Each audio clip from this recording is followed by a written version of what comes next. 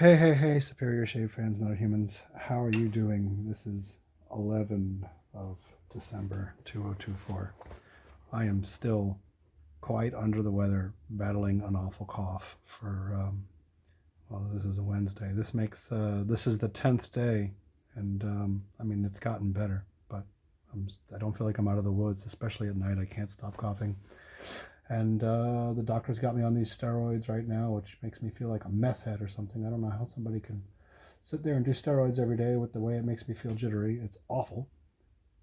But let's hone this razor, this beautiful Le Chatellerault. This is the old forging, modern grinding Thiers Issard razor that they told me they have to do all the grinding steps by hand, and normally they have some machinery for the early part of hollow grinding.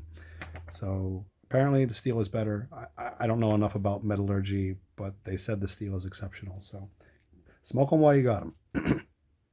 This is for Trevor in Illinois. And I'm going to show you how I hone this razor, Trevor. Trevor bought one of those two wooden blocks that I shaped in the last video. So got one left to sell, y'all. Come buy it.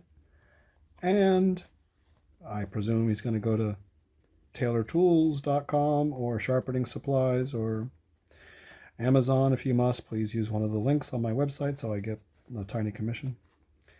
And get some 3M lapping film. You can buy the one with the pressure sensitive adhesive back, and you can spray isopropyl alcohol on the wooden block, and then just squeegee take the sticker off the back of the little 3M sheet, put it on the block that's wet with the alcohol, squeegee off all the little spots, and then in the end you'll be left like this. This is the one that I've completed. You know, I'm probably going to just take this little bastard because it's so nice. This is with the 600 grit, the coarsest one I would recommend for regular straight razor use. And this will make tremendously fast bevel setting. Even faster than the little stick in the hand thing because of all that real estate.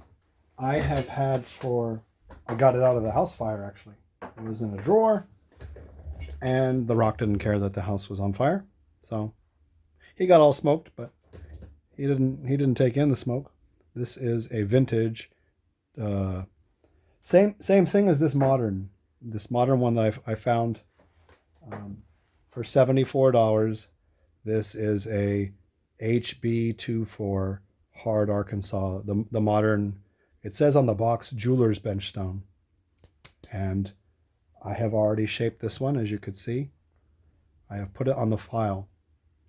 Put it on the Jared plate and shaped it so that it can be used as a file like this. And you hold it like this. And I mean, you could cut in a bevel that way. You'd be there all day with hard Arkansas, but you do like that. It's like the step 2 thing that you want to do. And I did the same thing with this one. This is the vintage. And we also have my little file that I have. So this is a modern Norton. This is 3 inches by, it's 13 millimeters as a square. 13 by 13 by 75. This one is 51, 102, and 12 mm. And this one is 51, 102, and 9 mm. Now, as a rock, out of the 3, believe it or not, this one is to me the best one, hands down, for this application of rubbing in like we're going to show you. But it's also 9 mm. And the 9 mm, I mean, I can work with it, but you know, having that 4 millimeters to be 13 is more useful than having the longer run to go up and down on the razor edge. In a perfect world, I would want it to be 100 by 15 by 15. That keeps the weight down. Now, another option would be, this is a vintage Washita, but that same company, if you're willing to pay $200, they have this same stone, but 20, 22 mm. It's, you know, 3/4 of an inch to an inch is what they say. But they usually come out a little bit past 2 centimeters thick. So you could, if you had $200, you could get the 2x4x1, and now you'd have 20 mm of contact patch on your razor, the 100 millimeter to travel this way, and 50 millimeters coming off of the razor, which would be great. It's not going to be any fun shaping that curve into there, but it's the weight. It ends up being a little bit heavier than you want it to be. So I wish I could get this straighta in 15 by 100 by 100, something like that. Anyway, it's a gift. Finding something bad to say about everything, that's a gift in life.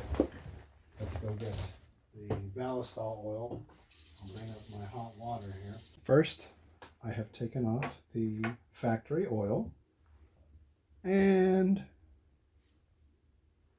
now I'm going to put this fancy Universal Sewing Supply mineral sewing machine oil. It's just really thin mineral oil. Nothing special there. This is so you don't waste diamonds, and you try not to scratch the razors as much as possible. But you are going to scratch the razor somewhere in the hollow grind of the razor down near the edge, in my opinion, unless you have tremendous motor skills. But I think of it as a badge of honor to have the razor show that it was used this way, because it means that the person cares more about using the razor than any other function of the razor. It's like when I worked at B&H and you would see a really brassed out Leica M on a customer's neck. You know that guy's toting that razor everywhere, or the camera everywhere. And then you would see a dentist with a much prettier, rarer Leica M, and they barely ever use it because they're sitting there having to bust their ass in people's faces all day long. Alrighty, this is what the gentleman that came up with this method mailed me. His French Paulus piece of wood, nice long strip. Obviously I have my acrylic block, but I like this one too, and I need to order some more of these films because they are slowing down on me. Anyway, you just align the spine and the edge with the axis of this little thingy. And there's nothing to it. This 600 grit works fast.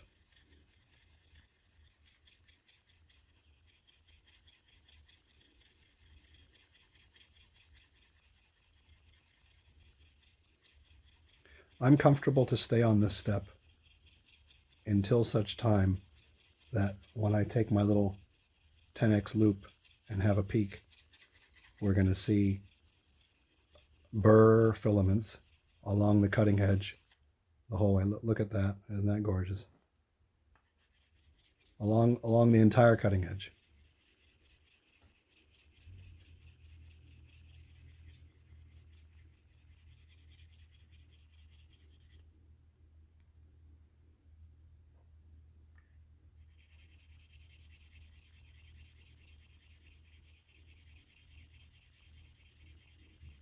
And then when I get the burr, I feel that at this point I have mastered using the horn slab. You just draw your razor's edge like a bread knife gently into the slab of horn, going perpendicular to the grains of the horn. And what'll happen is you make like a little mark in the horn slab, and it's like a skier. You want fresh powder snow, so to speak, each time. So eventually you'll need a, I guess I could use my abrasive plates and get that horn slab a little thinner and then throw away my previous marks and grind below them. But the horn was pretty cheap. I think I paid $12 for that thing. So getting a lot of burr removals out of there for $12, and it really is the ideal surface for that.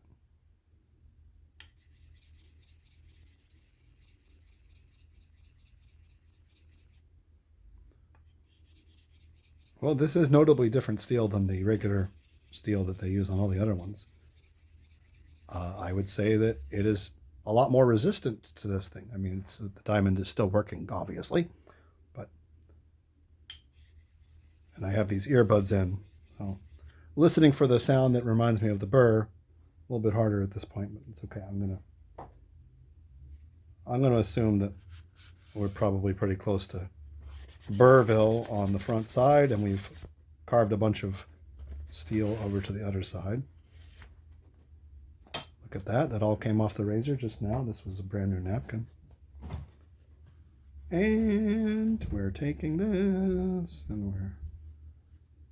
Oh yeah, I can feel Burr as I'm doing the napkin thing. Okay, more oil. Time to do the backside. No question about it. It is harder for me physically to do the non-show side than the show side, but you gotta do them both. Oh. Yeah, I noticed with all these prescriptions that I got when I saw the doctor. Any of that stuff related to breathing, they just charge the crap out of you, because you know what? Once you can't breathe, you'll pay. You just take it for granted until you can't breathe. Okay, here we go. Beep. A reasonably good view. I'm using the phone where the three lenses are facing me, and I can't see the screen. But I know which lens it is on the phone that is taking this photo, and I am trying to make him happy relative to where the camera is, and just assume that's going to be some good footage.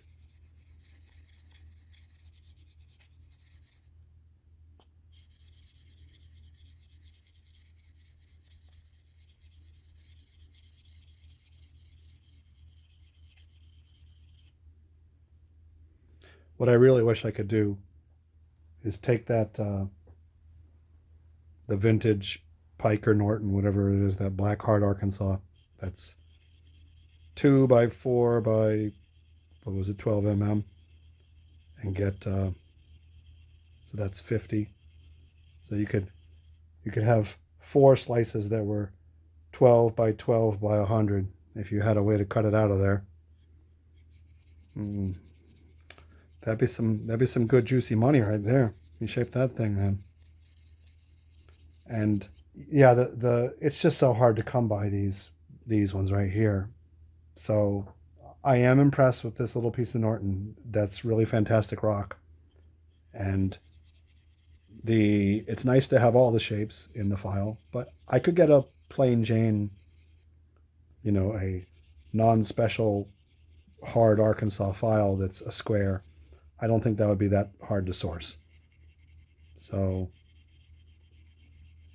I am probably going to try to get good at dealing with the 9 mm thickness and keep that best of the Strata white 2 by 4 by 9 mm hard Arkansas modern, and sell the shaped file that I paid $44 for, and the vintage 2 by 4, which I have whatever records I had of what I paid for that was dead in the fire. I probably bought it on eBay like 5 years ago and just got tired of how hard it is to shape them.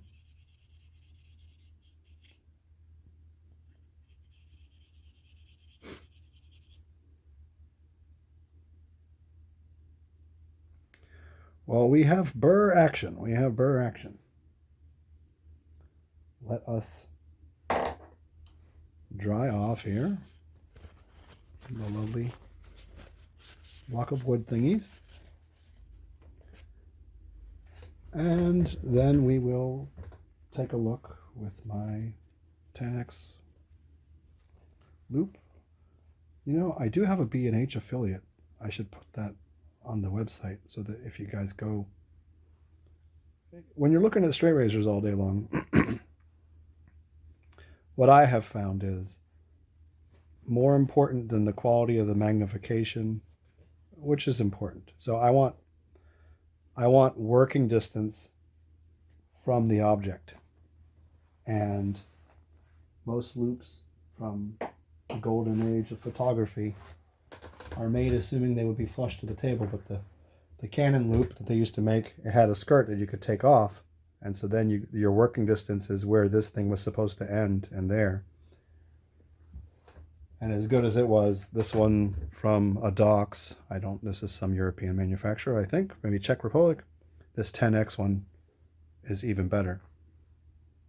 And you can take off its skirt also, and you get more magnification and more working distance. Sure, we've got Burr. Burr doesn't necessarily present as the little foilings that you can see the whole way, because they break off from time to time as you're doing that thing. You just want to see that there's some of them going from the whole cutting edge span.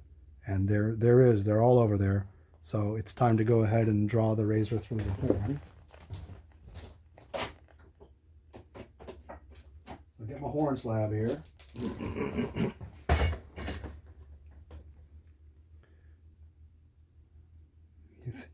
He's getting a little skied out. I need to polish this guy. Where's a good spot? That's a good spot. Here we go.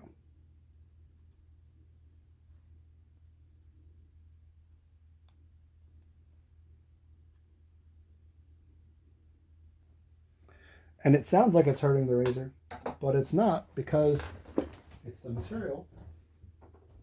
It's so giving. It's giving just enough, and it takes off the little burrs. Leaves behind the shaping work that you just succeeded. So no wonder they used it for so long in Germany. Now we'll switch to the next step in the grit, which would be the 15 micron one. And I want to minimize burr at this point.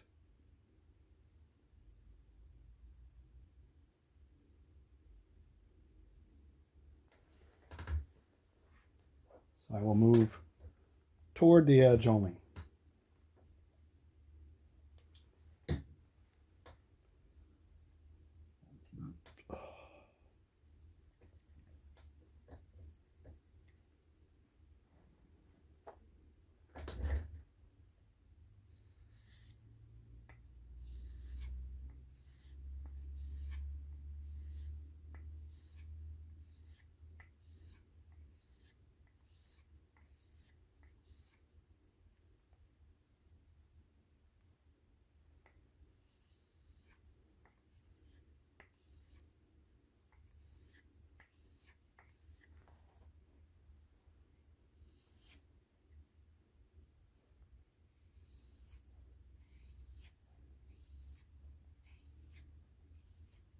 And why don't we switch to the acrylic block? It's going to make a better photo here. You got a real long attention span if you're watching this thing and I haven't edited it down.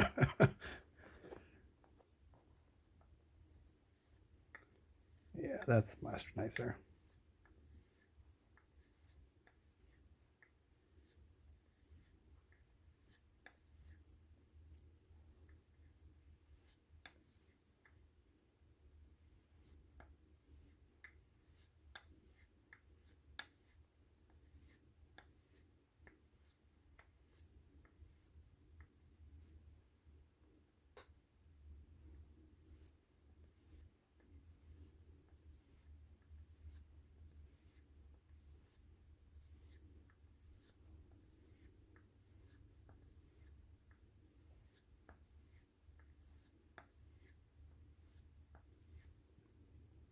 I can even see the careful undulations in the French steel as it meanders a little bit on the cutting edge.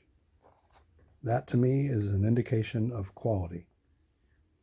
And if you reset it so that it is a perfect little triangle, first of all, you're going to move toward the spine a lot, but then it'll just never be as flexible.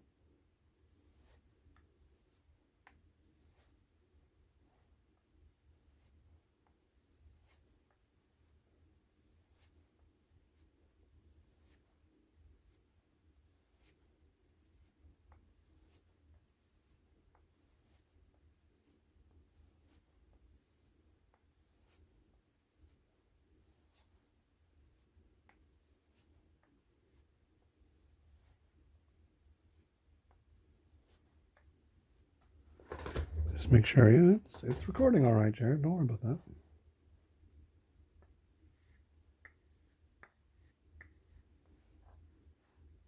Okay, I feel that we can start polishing with our lovely Arkansas stone toys.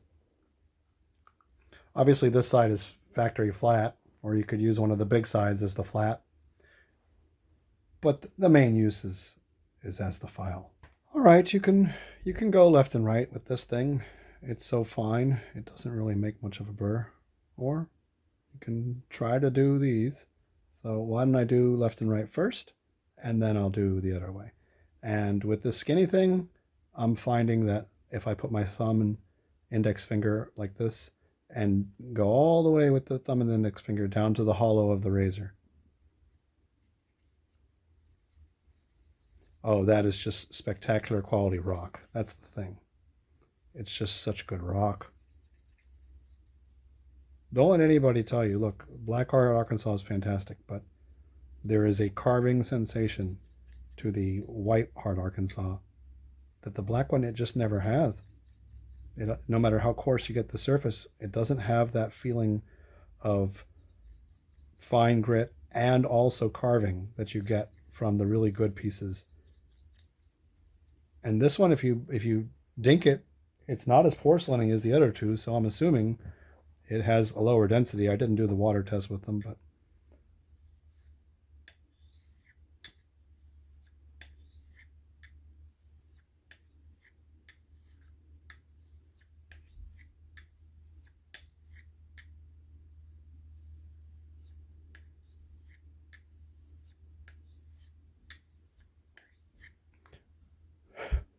what should I do? Keep hunting for more Norton files, but I bought 5 of them, and they all were exactly the same as far as straight, and none of them were as good as this.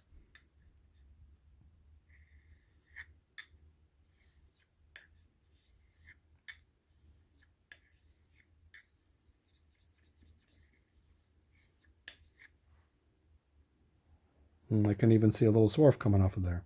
Yeah, there's swarf on there, all right.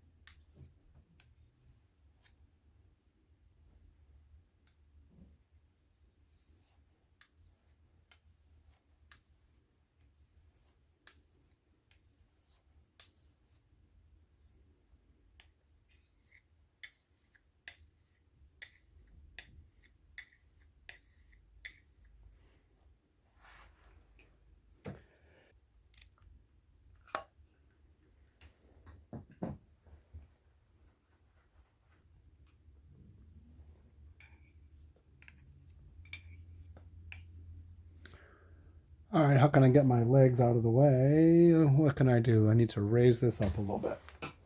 I got an idea. Let's put this little, about this Harry and David box here. That gonna work? Yeah, that'll work, no problem. That doesn't look so bad, does it? Sure.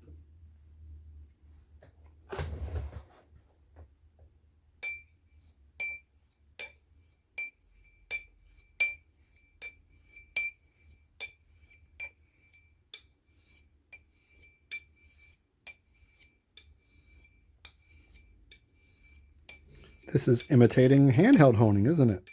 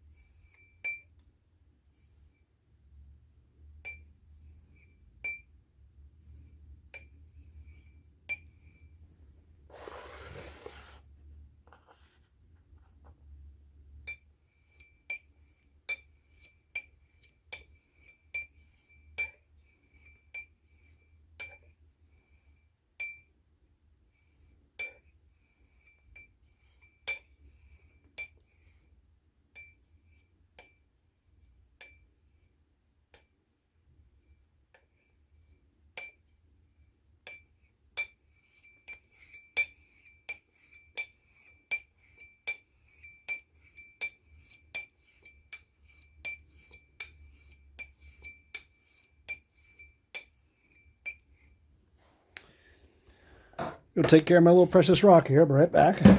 Now we've done the concaving with the various 6.5 foot shaped things, followed by the 25-foot Arkansas stone. On the 6.5 foot step, because you're honing flush to the imaginary wheel, if you're not super careful, you crack some eggs, and you can see the same thing in the hollow grinding that they do at the factories. But you can see a couple of little marks there, and there's one down there. Now, if you want, you can go get some flitz or moss polish and sit there and go back and forth, you know, with a Q-tip, and you can get all those off of there. It doesn't look like I got any on the show side, but yeah, I really like the fact that they're there. I don't know. The old owner of Thiers Issard used to say that we make the razors humanly and as well as possible. And I like that those imperfections are there. It makes it more interesting to me. I mean, I can see a little bit of stuff on the spine. This is my piece of, I believe it's kangaroo leather on a balsa. And I'm just going to go get my oily rag that I've soaked with ballistol. Give him a quick wipe. We'll do some on-camera stropping.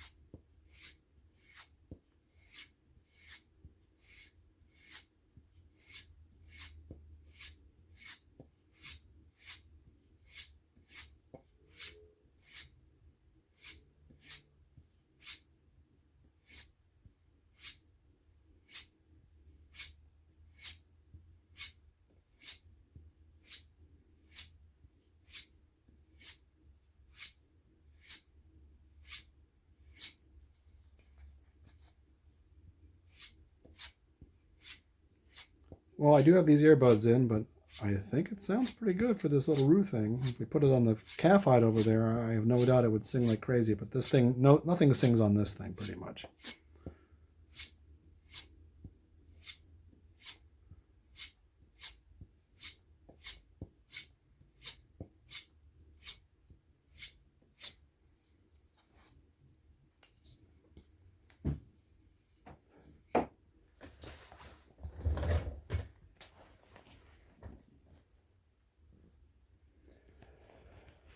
Oh, fellow humans, I am feeling it, man. I am feeling it. Can't wait to be better.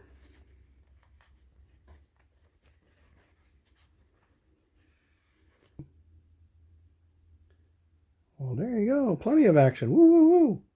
Time to get him cleaned up with some isopropyl alcohol and rubbed down with some ballistol oil. That's it for this one. Maybe I'll shave in a few hours. We'll see, guys. Okay. Hey, thanks for watching. See you next time. Bye-bye.